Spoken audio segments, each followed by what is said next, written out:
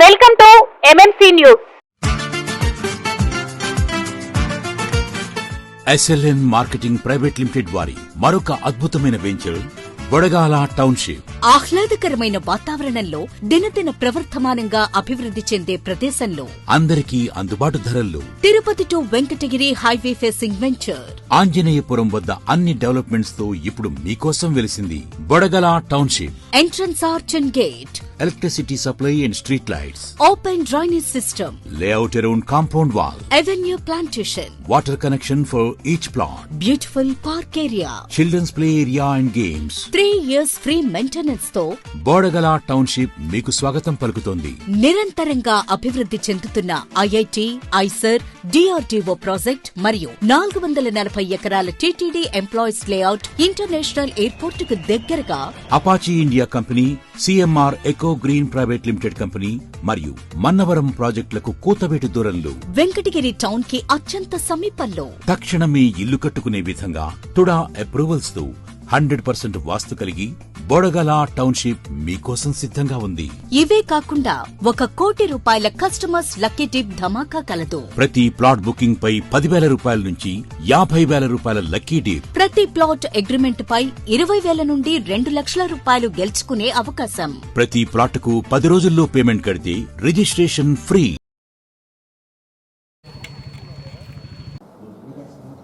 ముఖ్యంగా మద్యపానం గురించి మాట్లాడితే ఈరోజు మద్యపానం ప్రతి ఇంటికి చేరవేసిన ఈ కూటమి ప్రభుత్వం పేదలకు వైద్యాన్ని మాత్రం ఈరోజు బెల్ట్ షాపుల ద్వారా మీ ఇంటి వద్దకు తెచ్చిందంటే ఈరోజు చాలా మంది నా ముందు మాట్లాడడానికి దాదాపుగా ఏం లేదు. ఎందుకు ఈ సంస్థాగత నిర్మాణం అవసరమైంది అంటే ఈరోజు పెద్దలు రఘునాథ్ రెడ్డి గారు కానీ రామ్ కుమార్ రెడ్డి గారు కానీ చాలా విషయాలు చెప్పారు. మనం క్షేత్రస్థాయిలో ఈరోజు ఒక క్యాడర్ బేస్ అంటే అందరూ కలిసి వచ్చి మూకుమ్మడిగా దాడి చేసిన వైఎస్ఆర్ కాంగ్రెస్ పార్టీ జగన్మోహన్ రెడ్డి గారి నాయకత్వంలో పట్టుకుని నిలబడుతుంది అంటే మన నాయకుడు జగన్మోహన్ రెడ్డి గారు తెలియజేస్తున్నాను. కాబట్టి సంస్థాగతంగా ఈ పార్టీని మరింత బలోపేతం చేయాలి. ఏదైతే గతంలో అనేక సందర్భాల్లో వచ్చే విమర్శలు పెద్దగా కార్యకర్తల్ని పట్టించుకోలేదు కాబట్టి వాళ్ళు హుషారుగా పనిచేయలేకపోయారు అనేటువంటిది వచ్చింది. కాబట్టి చాలా సందర్భాల్లో పోయినప్పుడల్లా కార్యకర్తల్ని పట్టించుకోలేదు అనగానే చప్పట్లు కొడతారు. అటువంటి చప్పట్లు మరలా జీవితంలో మీ చేత కొట్టించేటువంటి అవకాశమే లేకుండా పార్టీ మరింత బలోపేతం చేయాలనేటువంటి లక్ష్యంతో ఈరోజు జగన్మోహన్ రెడ్డి గారు నిర్ణయం తీసుకోవడం జరిగింది. దానిలో భాగంగానే మనం సాధారణంగా గ్రామ స్థాయిలో ఏదైతే కమిటీలు వేస్తామో దానికి భిన్నంగా గ్రామ స్థాయిలో కమిటీ వేయడంతో పాటు అనుబంధ సంఘాలకు సంబంధించి కూడా కమిటీలు వేసి దాదాపుగా ఒక నియోజకవర్గానికి 8,000 నుంచి 10,000 మంది జగనన్న సైనికులను తయారు చేయాలనేటువంటి లక్ష్యంతో ఈరోజు ఒక నూతనమైనటువంటి వినూత్నమైనటువంటి కార్యక్రమానికి మనం రూపకల్పన చేశాం. అందులో భాగంగా ఈరోజు ఈ ప్రాంతానికి సంబంధించి వెంకటగిరి నియోజకవర్గానికి సంబంధించి కూడా ముఖ్యమైనటువంటి మీ అందరితో మాట్లాడి ఈ కార్యక్రమాన్ని కొనసాగించాలనేటువంటి ఆలోచనతోనే ప్రత్యేకించి సమావేశం ఏర్పాటు చేయడం జరిగింది. దీనికి సంబంధించినటువంటి విధి విధానాలు ఏ విధంగా ఉండాలి, ఏ విధంగా దీన్ని రూపకల్పన చేయాలనేటువంటి అన్ని కూడా మండల స్థాయి నాయకులతో, గ్రామ స్థాయి నాయకులతో అందరితో కూడా రామ్ కుమార్ రెడ్డి గారు మాట్లాడతారు. దాని మీద మీకు స్పష్టత వస్తుంది.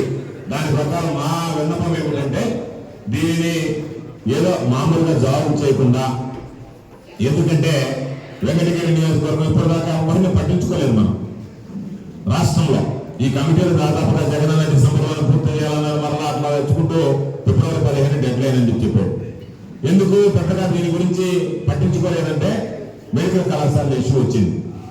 మెడికల్ కళాశాల ప్రైవేటీకరణకు సంబంధించి జగన్మోహన్ రెడ్డి గారు దాని మీద మీరందరూ దృష్టి పెట్టి దాని మీద 1 కోటి సంతకాల సేకరణ పెట్టండి అని చెప్పారు. చాలా సంతోషం ఏమిటంటే 1 కోటి సంతకాల సేకరణ కార్యక్రమంలో ఉమ్మడి నెల్లూరు జిల్లాలోనే దాదాపుగా 50,000, 60,000 చేయాలంటే 70,000 మందితో ఈరోజు సంతకాల సేకరించినటువంటి నియోజకవర్గం ఈ వెంకటగిరి నియోజకవర్గం రామ్ కుమార్ రెడ్డి గారి నాయకత్వం అని చెప్పి మీ అందరికీ సందర్భంగా తెలియజేస్తూ దానికి కష్టపడి ఆ కార్యక్రమాన్ని విజయవంతం చేయడంలో అందరినీ మించి ఒక ప్రధానమైనటువంటి పాత్ర పోషించినటువంటి మీ అందరికీ సందర్భంగా హృదయపూర్వకమైనటువంటి కృతజ్ఞతలు తెలియజేస్తున్నాను. దానివల్ల ఆలస్యమైంది. ఈ రోజు ఆ కార్యక్రమం పూర్తి చేసిన విజయవంతంగా గవర్నర్ గారి దగ్గరికి వెళ్ళి గౌరవంగా మనం ఇచ్చినటువంటి 1 కోటి సంతకాలకు సంబంధించి ఏ విధంగా చూసాం. ఆయన కూడా పాపం దీనికి సంబంధించి ఒక మాట అన్నారు మేమందరం వెళ్ళినప్పుడు. సార్ ఇది ఫస్ట్ టైం అంటే నేను ఇంతవరకు ఇటువంటి 1,000 సంతకాల సేకరణ ఒక దాని మీద సేకరిస్తానని నేను వినను కూడా వెళ్ళలేదని చెప్పి సుప్రీంకోర్టు జడ్జిగా పనిచేసినటువంటి మనకున్నటువంటి గౌరవ అబ్దుల్ నజీర్ గారు. కాబట్టి దానివల్ల కాస్త జాతమైంది. కాబట్టి ఈరోజు దానికి సంబంధించి ప్రత్యేకమైనటువంటి దృష్టి పెట్టి ఈరోజు ఒకవేళ నేను సర్వేపల్లి నియోజకవర్గంలో ఉన్నా సరే నేను కోరుకునేది ఏదైతే మొన్న 1,000 సంతకాల సేకరణలో నెంబర్ 1 అనిపించుకున్నారో మీరు కమిటీలలో నెంబర్ 1 అనిపించుకోవాలి లేకుండా ఆలోచన భాగస్వామ్యం ఏమీ పెద్ద పని కాదు. చాలా సులభంగా సునాయాసంగా వేయగలిగేటువంటి నియోజకవర్గం ఇదే. ఈరోజు దాన్ని మీరు త్వరగా పూర్తి చేస్తారని చెప్పి నేను ఆశిస్తున్నాను. ఇకపోతే చాలా మంది చాలా విషయాలు మాట్లాడారు. అసలు ఒక మాట వినాలి అంటే అసలు ఈ రాష్ట్రంలో పరిపాలన ఉందా? ఎవరన్నా దేనన్నా పోతే ఏదన్నా సమస్య పరిష్కారం అవుతుందా? దేని గురించి ఆలోచన చేస్తున్నారా? ఎవరికైనా మంచి జరిగిందా? చంద్రబాబు నాయుడు ఇచ్చినటువంటి హామీలు ఏదైనా నిలబెట్టారా? చంద్రబాబు ఏదైనా ఇచ్చి చేస్తారా? మీరు ఒకసారి గమనించండి. సాధారణంగా మా మనలో కూర్చోళ్ళు ఉంటారు, వాడికి ఒకటే అలవాటు ఉంటుంది. వాడికి ఒక్కొక్కసారి ఒక్కొక్కరి మీద కోపం వస్తుంది. ఎందుకు వస్తుందో తెలియదు. వాడినే చెప్తుంటారు, అంటే ఊరిని చెప్తారు. కొద్ది రోజులు దాని తర్వాత ఏమంటే వాడి మీద కోపం రెండో వాడి మీద ఉంటారు. వాడినే చెప్తుంటారు, వాడి మీదనే పండలేస్తుంటారు. అంటే చంద్రబాబు కూడా అలవాటు ఏంటంటే ఈరోజు ఒకటే మాట, తనకు 10 రూపాయలు క్యాష్ వచ్చేది పీపీపీ కాబట్టి దానికి ఇంకొక పీ జోడించి పీపీపీ P4 అని చెప్పి P3 అని చెప్పి రకరకాలైనటువంటి మాటలు చెప్పి ఈరోజు మెడికల్ కాలేజీలు కొట్టడానికి ప్రయత్నం చేశారు. జగన్మోహన్ రెడ్డి గారు 15 మెడికల్ కాలేజీలు తెస్తే దాన్ని మనం చెప్పుకోలేకపోయాం జనాల్లోకి వెళ్ళి. చంద్రబాబు నాయుడు పుణ్యాన అయ్యా మహానుభావుడు 15 మెడికల్ కాలేజీలు చేస్తే ఈ మహానుభావుడు అమ్ముకున్నాడంట అని చెప్పి ఈవెన్ దాడిలో ఉండేటువంటి ఎస్టీ కాలేజీ గిరిజనులు కూడా మాట్లాడేటువంటి పరిస్థితి ఏర్పడిందంటే జగన్మోహన్ రెడ్డి గారు పాపం చేసింది చెప్పుకోలేకపోయాడు. చంద్రబాబు నాయుడు చెప్పుకున్నది కూడా చేయలేదు కూడా చెప్పుకునేటువంటి నైజం అనేటువంటిది ఈరోజు ప్రజలందరికీ అర్థమైనటువంటి పరిస్థితి. అందులో భాగంగానే ఈరోజు మనం మాట్లాడితే చంద్రబాబు నాయుడు నోటుతోనే మాట్లాడాడు. బ్లాక్ చైన్ టెక్నాలజీ తీసుకొచ్చి నేను ఈరోజు మొత్తం భూములకు సంబంధించినటువంటి రీసర్వే చేశాను అని చెప్పాడు. దాని మీద సుదీర్ఘమైనటువంటి వివరణ ఇచ్చారు సోదరుడు గురుమూర్తి గారు. మనం ఈరోజు ల్యాండ్ టైటిలింగ్ యాక్ట్ కి సంబంధించి ఎన్ని రకాలైనటువంటి అబద్ధాలు చెప్పారో. ఎందుకు చెప్తున్నానంటే ఒక నిజాన్ని అబద్ధం చేయడంలో కానీ ఒక అబద్ధాన్ని తప్పుని ఇది ఒప్పు నిజం అని చెప్పి నమ్మించడంలో కానీ బహుశా ఆంధ్ర రాష్ట్రం భారతదేశంలో కాదు ప్రపంచంలోనే నెంబర్ 1 గా ఉంటారు చంద్రబాబు నాయుడు, గుర్తుంచుకోండి. కాబట్టి చంద్రబాబు నాయుడు ఏమీ లేదు, పరిపాలన లేదు, ఏమీ లేదు, మట్టిగడ్డలు లేదు, ఏమీ లేదు.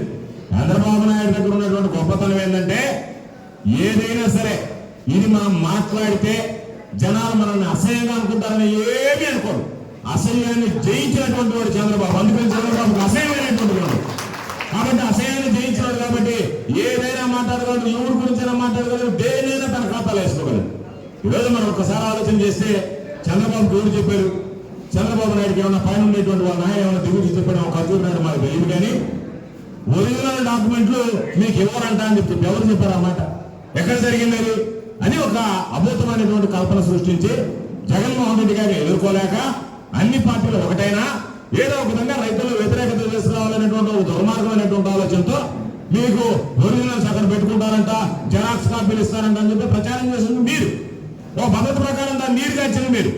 ఈరోజు ఆయన చెప్పాడు, నేను కూడా చూసా, కోర్టులకు సంబంధించి పోయే అవకాశం లేదు అన్నారు. నాకేదో మా అత్తగారు ఆస్తి ఇస్తే రావులెడ్డిపాడు దగ్గర దాన్ని వేరే వాడు కబ్జా చేస్తే నా భార్య పోయి చెప్పలేదని చెప్పి నన్ను నేను పోయి సాక్ష్యం చెప్తానంటే ఇప్పుడు 12 సంవత్సరాలు అయింది. ఇప్పుడు 4 సార్లు పిలిచారు నన్ను క్రాసింగ్ అని. ఈ 12 సంవత్సరాలు అయిపోయిన తర్వాత మ్యాజిస్ట్రేట్ గారిని అడిగాను, సార్ ఇది అయిపోయిన తర్వాత అంటే అబ్బాయి ఇప్పుడే ఆడవుతుంది, ఇక్కడ అయిపోయిన తర్వాత మళ్ళీ అప్పీల్ ఉంది జిల్లా కోర్టులో ఆడపోతారు వాళ్ళు అని చెప్పారు. 12 సంవత్సరాలు ఒక కోర్టులో నేను సంబంధించినటువంటిది తీర్చుకోలేకపోతే పోరాడలేకపోతే ఓ సామాన్యుడంట కోర్టుకు పోవడానికి అవకాశం లేదంటే మీరు చెప్పేదండి మేము లిటిగేషన్ చేస్తాం, మీరు కోర్టులు చూడడం జరిగేది తప్ప మీ సమస్యలు పరిష్కరించడం చెప్పదలుచుకున్నారో తెలియదు. బొమ్మసాని చంద్రశేఖర్ ఒక చిన్న వివాదం పరిష్కారం కావాలంటే పాపం చాలా మంది వివాదాలు అనగానే చనిపోయినటువంటి కుటుంబాలు ఉన్నాయి. అటువంటి పరిస్థితుల్లో జగన్మోహన్ రెడ్డి గారు ఏం చెప్పాడు? కోర్టులకు పోవద్దని చెప్పలేదే, కోర్టులకు పోయే విధానం లేదని చెప్పలేదే. ఎక్కడన్నా ఒక చిన్న పొరపాటు జరిగితే దాన్ని అధికారులు చెప్తారు, ఆ అధికారుల వల్ల మీకు అన్యాయం జరిగితే హైకోర్టుకు వెళితే హైకోర్టు దాన్ని నిశ్చితంగా పరిశీలించి ఇచ్చేటువంటి తీర్పు ఫైనల్. కాబట్టి సివిల్ కోర్టులో కింద మనం సంవత్సరాలు దాన్ని పోరాడబడలేదని చెప్తే దాన్ని వకీలీకరించి రకరకాలుగా మాట్లాడి ఈరోజు ఒక్కసారి చూడండి, దానికి సంబంధించినటువంటి బుక్ ఒక ఆయన చూపిస్తాడు. ఆయన చెప్తాడు ఈ బుక్ లో ఇదంతా ఒరిజినల్ ఆర్బీఐ కరెన్సీ లాంటిదంట, జగన్మోహన్ రెడ్డి గారు ఇచ్చింది కరెక్ట్ పాస్ బుక్ కాదంట. దానికి దీనికి తేడా ఉంది, రంగు మార్చడం తప్ప ఏదన్నా ఒక్క పనైనా చంద్రబాబు చేశాడంటే శూన్యం. కాబట్టి ఏదో ఒకటి జగన్మోహన్ రెడ్డి గారి మీద బురద తల్లాలనేటువంటి ఆలోచన ఉన్నటువంటి పరిస్థితుల్లో ఈ రోజు తీసుకునేటువంటి నిర్ణయాలు ఎవరో చెప్పారు. పాపం బెల్ట్ షాపుల గురించి మాట్లాడారు. బెల్ట్ షాపులు మామూలుగా కాదు, ఏదో గ్రామంలో పోతే పాపం ఆడవాళ్ళు వచ్చారు, బాయిలు అందరూ గుమ్ములు వచ్చారు, ఏదైనా సమస్య వచ్చిందేమో, ఇప్పుడు మనం అధికారంలో కూడా లేలేం కదా, ఏం చెప్పాలి అని చెప్పి ఆలోచన చేస్తుంటే గబగబా దగ్గరికి వచ్చి ఏం తల్లి బాగున్నారంటే, అయ్యా మేము ఎట్ట బాగుంటాం బెల్ట్ షాప్ అవుతాం. ఏమి అంటే బెల్ట్ షాపులు అన్ని రాష్ట్రం అంతా ఉంది కదమ్మా అంటే, రాష్ట్రం అంతా కాదయ్యా, ఇప్పుడు కొత్త టెక్నాలజీ వచ్చేసింది దీనికి చంద్రబాబు హయాంలో, దానికి వాట్సాప్ లో గ్రూపులు పెట్టుకున్నారంట. ఆ గ్రూప్ వాడు ఏ బాటిల్ కావాలంటే ఆ బాటిల్ బెల్ట్ షాప్ లో తీసుకెళ్ళిస్తారంట. అంటే డోర్ డెలివరీ సిస్టమ్ అది కూడా ఉందమ్మా అన్న. అయ్యా ఈ మందు వాళ్ళందరూ ఈ బెల్ట్ షాప్ వాడితో వెళ్ళి ఒకటి పెట్టుకొని అమ్మ దాంట్లో మళ్ళీ ఏంటంటే ఈయన ఆయనకి పెట్టడం, ఆయన మళ్ళీ ఈయనకి పెట్టడం, ఈయన చూసి ఆయనకి 3 రావడం, మళ్ళీ ఆయనకు ఒక బాటిల్ పెట్టడం. కాబట్టి ప్రభుత్వానికి సంబంధించి పరిపాలన ఏ విధంగా ఉండాలి అని అంటే జగన్మోహన్ రెడ్డి గారి దాకా పెన్షన్ ఇంటికి రావాలా, రేషన్ సామాన్ ఇంటికి రావాలా తప్ప ఈరోజు వాటిని పక్కన పెట్టి మందు వాటి ఇంటికి తీసుకొచ్చేటువంటి దరిద్ర పరిపాలన చూస్తే ప్రజలు అదేమంటే చంద్రబాబు నాయుడు నాకు 40 సంవత్సరాల పైన ఉండేటువంటి అనుభవం అని చెప్తుంది. ఎన్ని వ్యవస్థలు ఒకసారి ఆలోచన చేస్తే ఏ వ్యవస్థలోకి పోయినా సరే, ఏది చూసినా సరే అబద్ధము, అవినీతి, అక్రమాలు తప్ప ఒక్కటి కూడా సరైనటువంటి పద్ధతిలో ఉండేటువంటి పరిస్థితులు లేవు. ఈరోజు మీకు ధైర్యం లేక, మీరు చేత కాక, చేసుకోలేక ఈరోజు ఏదన్నా ఎవరన్నా కనుక ఒక ఫ్లెక్సీ కడితే, తెలుగుదేశం పార్టీ ఫ్లెక్సీ కడితే దాన్ని కట్టాలి అంటే కట్టడానికి ధైర్యం లేదు తెలుగుదేశం కార్యకర్తలకు.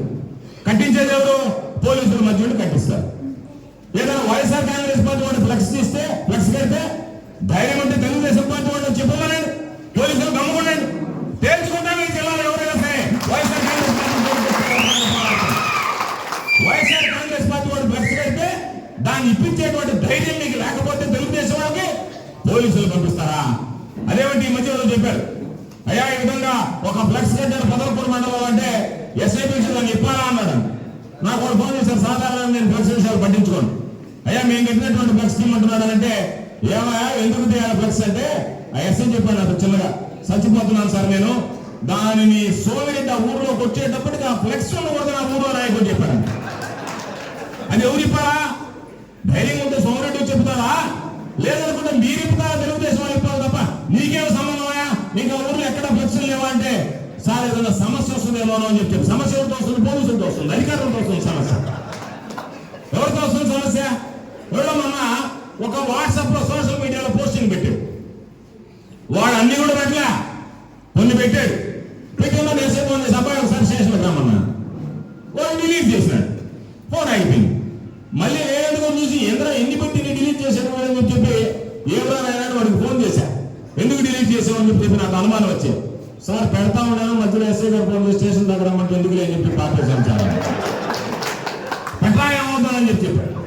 మరలా పెట్టాడు, పెట్టగానే మళ్ళీ ఫోన్ చేశాడు స్టేషన్ దగ్గర రమ్మని.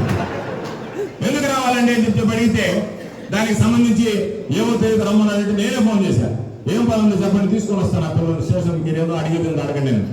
లేదులే సార్, ఏదో ఊళ్ళో అంతా కొంచెం శాంతి భద్రతల సమస్య వస్తుందంటే నిజంగా పట్టుకొని తనుకునే వాడికి దిక్కు లేకపోయా, పొడిచేవాడికి దిక్కు లేకపోయా, కొట్టేవాడికి దిక్కు లేకపోయా, సోషల్ మీడియాలో పెడితే మాత్రం శాంతి భద్రతల సమస్య వస్తుందని. పోలీసు వ్యవస్థ ఎంత నీరుగారిపోయింది, ఎంత నిర్వీర్యమైపోయింది. కాబట్టి అటువంటి దౌర్భాగ్యమైనటువంటి పరిస్థితుల్లో ఈరోజు మనం ఉన్నాం. కాబట్టి వీటన్నిటి గురించి మాట్లాడుకుంటే నిజంగా చిచి ఇంత చెత్త పరిపాలన అని చెప్పి అందుకే చెప్పా. మరలా ఒకసారి గుర్తు చేస్తున్నా, మా రోజమ్మ ఈ మధ్య ఒక మాట నేను నాకు నచ్చింది. ఆ మాట పాపం తెలుగుదేశం వాళ్ళు బాధపడుతున్నారు, రకరకాల మాట్లాడుతున్నారు. ఆమె ఒక మాట నేను ఎగిరి పడేటువంటి వాళ్ళని రేపు ఎగరేస్తాను. నాకు నచ్చినటువంటి మాట, బ్రహ్మాండంగా మాట్లాడింది మహిళైనా సరే. నిజంగా మనం అనాల్సింది ఎగిరి పడే వాళ్ళని ఎవరు వద్దన్నా కాదన్నా వైఎస్ఆర్ కాంగ్రెస్ పార్టీ వాడు ఎగరేస్తాను.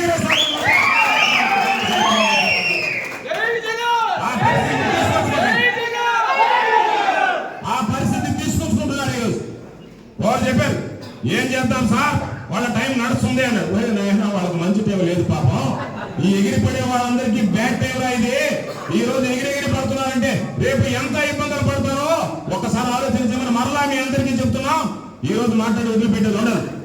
ఎవరైతే కష్టకాలంలో వైఎస్ఆర్ కాంగ్రెస్ పార్టీ జెండాను భుజాన్ని వేసుకుని మోసారో రేపు అధికారంలోకి వచ్చిన తర్వాత రామ్ కుమార్ రెడ్డి గారు నాతో, రోగన్నతో, గురుమూర్తితో, జగన్మోహన్ రెడ్డి గారితో సహా అందరినీ మా భుజాన్ని మీద వేసుకుని సిద్ధంగా ఎట్టి పరిస్థితుల్లో కూడా అన్ని విధాల ఎక్కడ ఏ ఇబ్బంది లేకుండా అందరికి అండగా ఉండాలనేటువంటి ఆలోచనతో పనిచేసేటువంటి వాడు. ప్రత్యేకించి వెంకటగిరి నియోజకవర్గం అంటే మా పెద్ద ఆయన నేదురుమల్లి జనార్దన్ రెడ్డి గారు వెంకటగిరి అంటే గుర్తుకొచ్చేటువంటి అమ్మ రాజ్యలక్ష్మి గారు గుర్తొచ్చేటువంటి పరిస్థితి. పాపం అనేక సందర్భాల్లో చెప్పాడు ఆయన ఈ ప్రాంతానికి సంబంధించి ఏ విధంగా కష్టపడ్డాడని. ఈరోజు మనం అనుకుంటాం ఆ రోజుల్లో పబ్లిసిటీ లేదు, ఆ రోజుల్లో పెద్దగా పట్టించుకోలేదు.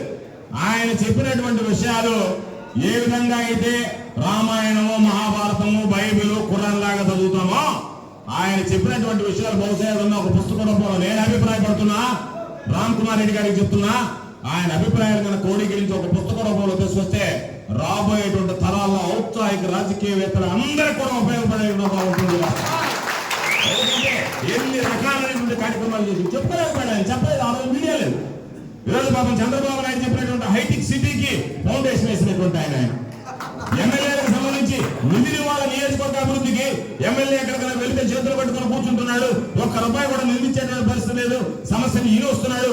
కాబట్టి ఎమ్మెల్యే అనేటువంటి వాడికి అసెంబ్లీ నియోజకవర్గ అభివృద్ధికి సంబంధించి నిధులు వాళ్ళనేటువంటి ఆలోచన చేసినటువంటి మహనీయుడు జనార్దన్ రెడ్డి గారు. ఈరోజు మనం అనుకుంటున్నాం రకరకాలుగా పాస్బుక్ అని. అంతకుముందు కేవలం అడంగులు వన్బే ఉంటే ప్రతిసారి అడంగులు వన్బే ప్రిన్సిపల్ దగ్గర కళాల దగ్గర పోయి రాయించుకోవాల్సినటువంటి పరిస్థితి ఉంటే నీకు ఈ హక్కు ఉంది అని చెప్పి పట్టాదారు పాస్బుక్ అనేటువంటిది ఈ రాష్ట్రంలో ప్రవేశపెట్టినటువంటి ఘనత స్వర్గీయ జగన్మోహన్ రెడ్డి గారు. కాబట్టి ఆ కుటుంబంతో ఉన్నటువంటి సంబంధం, ఆ కుటుంబంతో ఉన్నటువంటి అనుబంధం ఏ రోజు కూడా ప్రజల కోసం పనిచేశారు, ప్రజలతో నిలబడ్డారు, గెలుపోవటం స్వీకరించారు. ఏది ఏమైనా సరే తను అనుకున్నటువంటి లక్ష్యాన్ని కూడా పెద్ద ఆయన సాధించాడు. ఆ తర్వాత ఆయన కొన్ని విషయాలు చెప్పినటువంటి మాటలు ఇప్పుడు కూడా నేను చూస్తాను. ధర్మపేటలో ఆయన చెప్పినటువంటిది చాలా మంది గుర్తుంది.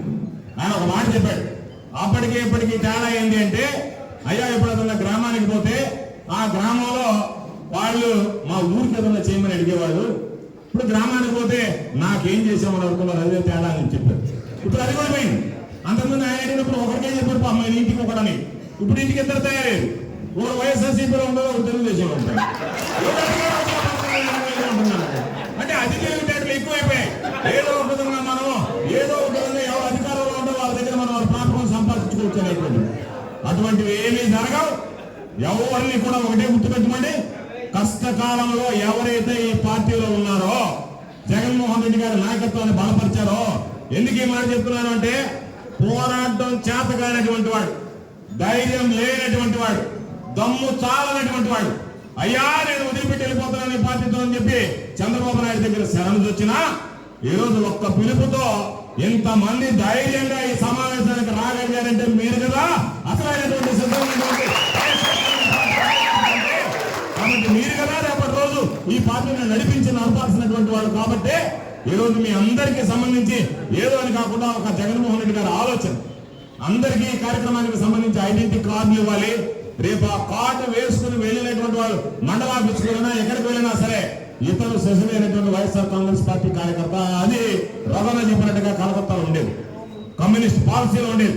వాళ్ళు ఏ రోజైనా సరే ఒక కమ్యూనిస్ట్ నాయకుడు, గ్రామస్థాయి నాయకుడు వెళ్తే నేను ఇదిగో నాకు ఐడెంటిటీ కార్డు ఉందంటే ఆయనని దాదాపుగా ప్రభుత్వానికి సంబంధించి, ముఖ్యమంత్రికి సంబంధించి ఏ విధంగా అయితే ఆ ప్రభుత్వానికి సంబంధించినటువంటి అధికారులు ఆలోచన చేస్తారో అంత గౌరవం మర్యాద అయితే పనులు చేసేటువంటి వారు. అటువంటి వ్యవస్థను తీసుకురావాలి, కార్యకర్తలు మరలా ఆ స్థాయిలో కూర్చోబెట్టాలి, ఉన్నటువంటి అసంతృప్తి గతంలో ఉంటే వాటిని తొలగించాలని చెప్పి అనేక సందర్భాల్లోనే జగనన్న 2.0 ద్వారా రాబోయేటువంటి రోజుల్లో కార్యకర్తలకు ఎవరికి కూడా ఇబ్బందులు లేకుండా అన్ని రకాలైనటువంటి చర్యలు తీసుకుంటానని చెప్పి ఆయన చెప్పడం జరిగినటువంటి విషయాన్ని ఈ సందర్భంగా మీ అందరికీ మనం చేస్తూ, ఖచ్చితంగా నేను మీ అందరికీ గతంలో చెప్పా, మనం ఇక్కడే కూర్చొని మాట్లాడా, మరలా చెప్తున్నా, సూర్యుడు తూర్పున ఉదయిస్తాడు, పడమట అస్తమిస్తాడు అనేటువంటిది ఎంత వాస్తవమో 2027లో ఎన్నికలు జరుగుతాయా, మరలా ఎప్పుడు జరుగుతాయో తెలీదు. ఏ రోజు ఎన్నికలు జరిగినా వెంకటగిరి నియోజకవర్గంలో వైఎస్ఆర్ కాంగ్రెస్ పార్టీ జెండా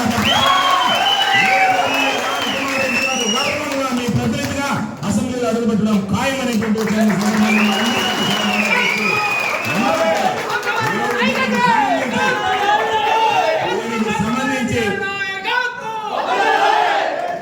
దీనికి సంబంధించి ఈరోజు పాపం నిజంగా రఘునాథ్ అన్న, ఎందుకంటే నేను చాలా ఇష్టపడేటువంటి కుటుంబం మల్లికార్జున అన్న రఘునాథ్ అన్న ఇద్దరు. రఘునాథ్ రెడ్డి అయితే పాపం ఈరోజు ఈ కార్యక్రమానికి సంబంధించి ఎక్కడ కూడా జగనన్నకి విధేయుడిగా ఉండేటువంటి వాడు, జగనన్న ప్రేమించేటువంటి వాడు, ఒక్కసారి కూడా గట్టిగా మాట్లాడలేడు పాపం, సరదాగా నవ్వుతా ఉండేటువంటి వాడు. కాబట్టి అటువంటి వ్యక్తిని ఎందుకు మనకేశారు? మాకేమైందంటే అరే పాపం రఘున్న ఏదన్నా బాధపడతాడేమో అనేటువంటి భావన కలిగించేటువంటి వ్యక్తిని వేశారు. కాబట్టి అందరం ప్రోయాక్టివ్ గా పనిచేసేటువంటి పరిస్థితి ఏర్పడింది. అందుకని తప్పనిసరిగా రఘున్నకి మంచి పేరు తీసుకొచ్చేటువంటి విధంగా, అదేవిధంగా మా గురుమూర్తి నిజంగా పాపం అందరంటారు పాపం ఇంట్లో వాళ్ళు ఎంత పెట్టేదగిన పేరు మామూలుగా మనం సదాగా గురువు గురువు గురువు అంటుంటాం. అటు నిజంగానే గురువులు పేరు పెట్టారు కాబట్టి ఇంకా వేరే పేరు పిలవడానికి కూడా అవకాశం లేదు, గురువు అని చెప్పి పిలవాల్సిందే. అందుకని ఆ విధంగా ఉండేటువంటి సోదరుడు గురుమూర్తి గారు ఏ చిన్న విషయం అవసరమైనా సరే ఫోన్ చేస్తే పలకరించేటువంటి వాడు. వీళ్ళందరి ఆధ్వర్యంలో రాబోయేటువంటి రోజుల్లో ఈరోజు దానికి సంబంధించి నా సోదరుగా ఉన్నటువంటి చంద్రశేఖర్ రెడ్డి గారు కూడా మేమిద్దరం కలిసి రావడం జరిగింది. మధ్యలో కాస్త ఆలస్యమైంది, లేకపోతే మేము వీళ్ళకన్నా ముందే వచ్చిండేవాళ్ళం, ఆ అరగంట మీతో సరదాగా గడపాలనుకున్నాం. కానీ ఆలస్యమైనందువల్ల లేటుగా రావడం జరిగింది అనేటువంటి విషయాన్ని మీ అందరికీ మనవి చేసుకుంటూ, తప్పనిసరిగా రాబోయేటువంటి రోజుల్లో మీరు అందరూ వైఎస్ఆర్ కాంగ్రెస్ పార్టీని ఆదరించండి, జగన్మోహన్ రెడ్డి గారికి అండగా ఇవ్వండి, రామకుమార్ రెడ్డి గారికి మీ సంపూర్ణమైనటువంటి ఆశీస్సుల నుంచి ముందుకు నడిపించండి అని చెప్పి పేరు పేరున చేతుల గురించి సవినయంగా ప్రార్థిస్తూ మీ అందరికీ కూడా సెలవు తీసుకుంటున్నాం. జోహార్ వైఎస్ఆర్, జై